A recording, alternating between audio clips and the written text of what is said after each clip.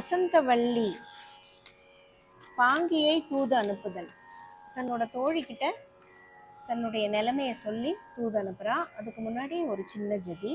தள்ளங் குத்தக்க தத்தீன் கிண்ணத்தும் தக் கெத்திண்டக்க கெத்திண்டக்க தக்க கெத்திண்டக்க கெத்திண்டக்க தக் கெத்திண்டக்க தங்கிட்ட தக்க தட்டிக்கிட்ட தக்க தக்க கெத்திண்டக் தங்கிட்ட தக்க தட்டிக்கிட்ட தக்க த கெத்திண்டக்க திண்டக்க திண்டக்க தக்க கெத்திண்டக்க திண்டக்க திண்டக்க த கெத்திண்டக்க தத்தைய தத்தைய தக்க கெத்திண்டக் தத்தைய தத்தைய தக் கெத்திண்டக்க தத்தொம் தத்தொம் தத்தொம் தக்க கெத்திண்டக்க தத்தொம் தத்தொம் தத்தொம் த கெத்திண்டக்க தக்க கெத்திண்டக்க தத்தைய தத்தைய தங்கிட்ட தக்க தட்டிக்கிட்ட தக்க தத்தைய தத்தை தடிக்கிட்ட தக்க தடிக்கிட்ட தக்க தத்தைய தத்தை தங்கிட்ட தக்க தடிக்கிட்ட தக்க தூது சொல்லி வாராய் பெண்ணே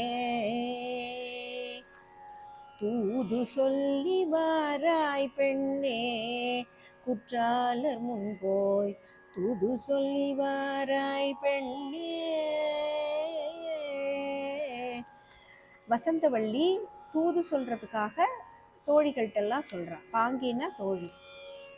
அவங்க தோழிகள்லாம் மறுக்கிறதுனால ஒரு பறவைகள்கிட்ட, ஒரு மான் கிட்ட, ஒரு மயில் கிட்ட, ஒரு கிளி கிட்ட, யாரெல்லாம் பார்க்குறாளோ நீ போய் குற்றாலநாதர்கிட்ட போய் தூது சொல்லிட்டு வா, என்னுடைய நிலைமையை கூறு, நான் ரொம்ப அவர் மேலே காதல் கொண்டிருக்கேன், நீங்கள் போய் சொல்லுங்க அப்படின்னு சொல்லி சொல்கிறா.